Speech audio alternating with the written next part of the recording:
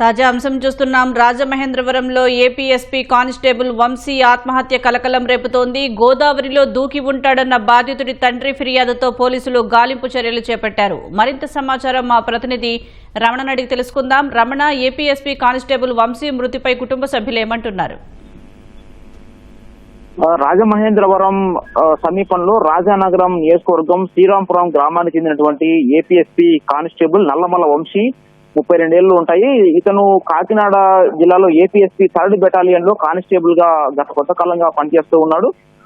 ఇతనికి గడిచిన 6 నెలలుగా దీనికి సంబంధించిన అదే ఒక కానిస్టేబుల్ లేడీ కానిస్టేబుల్ ఇచ్చినటువంటి ఫిర్యాదు మేరకు పోలీసులు విచారణకు పిలిచి వీరిని విచారిస్తున్న పరిస్థితి ఉన్నట్టుగా కుటుంబ సభ్యులు చెబుతూ ఉన్నారు. ఇదే క్రమంలో కొద్ది రోజుల క్రితం నుంచి కూడా మహిళా కానిస్టేబుల్ శిరీష ఇచ్చినటువంటి ఫిర్యాదుల మేరకు తనను వేధిస్తున్నాడు అని చెప్పేసి పోలీసులకు ఇచ్చినటువంటి కంప్లైంట్ మేరకు పోలీసు ఉన్నతాధికారులు కుటుంబ సభ్యులను అలాగే వంశీని కూడా అందరినీ పిలిచి కౌన్సిలింగ్ ఇచ్చినట్టుగా తెలుస్తుంది.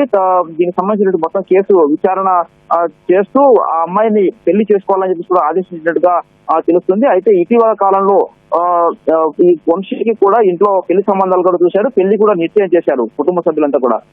మరో 2 రోజుల్లో నిశ్చితార్థం చేసుకోవాల్సి ఉంది.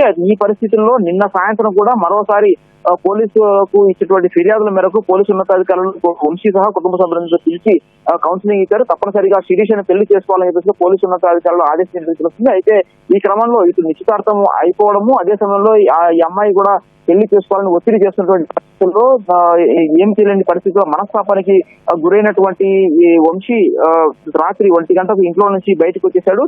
రాజమహేంద్రవరంలోని రైల్కమ్ రోడ్ బ్రిడ్జి వద్దకు బైక్ పై వచ్చేశాడు. అక్కడి నుంచి తన తండ్రికి ఫోన్ చేశాడు. రాత్రి 1 గంట సమయంలో ఫోన్ చేసినటువంటి అతను తాను మానసిక వేదనకు గురి అవుతున్నా అన్నట్టుగా తెలిపాడు. శిరీషను ఎవరైతే కంప్లైంట్ చేశారో అమ్మాయిని పెళ్లి చేసుకోలేనని, అదే సమయంలో నిశ్చితార్థం సంబంధించి కూడా ఎలా ముందుకెళ్లాలనే విషయంపై తనకు మానసికంగా వేదన ఉందని చెప్పేసి తన తండ్రికి తెలియజేయడం జరిగింది. ఈ పరిస్థితుల్లో తను చావాలని చెప్పేసి నిర్ణయించుకున్నట్టుగా ఫోన్ లో తెలియజేశాడు. దీంతో గోదావరిలో దూకి చనిపోతున్నట్లుగా తల్లిని బాగా చూసుకోవాలని చెప్పేసి కూడా కోరినట్టుగా చెబుతున్నాడు. ఈ మేరకు వెంటనే కుటుంబ సభ్యులు రాత్రి పోలీసులకు ఫిర్యాదు చేయగా పోలీసులందరూ కూడా బ్రిడ్జి పై వెతకడం జరిగింది. బాధితునికి సంబంధించినటువంటి వంశీకి సంబంధించినటువంటి బైక్ అలాగే చెప్పులు కూడా గోదావరి నది పైనే బ్రిడ్జి పైనే స్వాధీనం చేసుకోవడం జరిగింది. అయితే ప్రస్తుతం గోదావరిలోకి దూకి ఉంటాడు అని చెప్పేసి అనుమానించినటువంటి పోలీసులు ప్రస్తుతం ఎస్డీఆర్ఎఫ్ బృందాలతో అలాగే గజ ఈతగాళ్లతో నదిలో విస్తృతంగా గాలిస్తూ ఉన్నారు.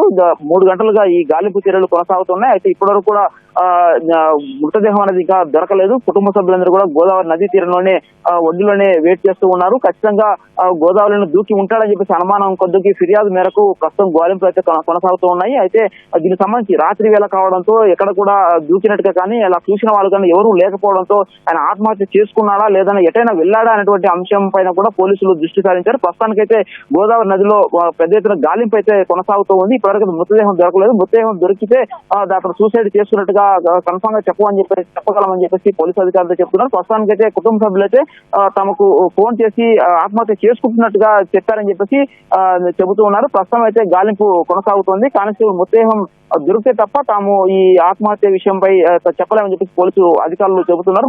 మొత్తానికి ఈ వివాదం ఏదైతే ఉందో ఈ కానిస్టేబుల్ సంబంధించినటువంటి ఫిర్యాదు అలాగే అదేవిధంగా ఈ కానిస్టేబుల్ వంశీకి సంబంధించినటువంటి ఈ ఫిర్యాదు అలాగే జరిగినటువంటి ఘటన అన్నిటిపైన కూడా పోలీసు ఉన్నతాధికారులు దృష్టి సారించి ప్రస్తుతం విచారణ జరుపుతూ ఉన్నారు. ధన్యవాదాలు రమణ.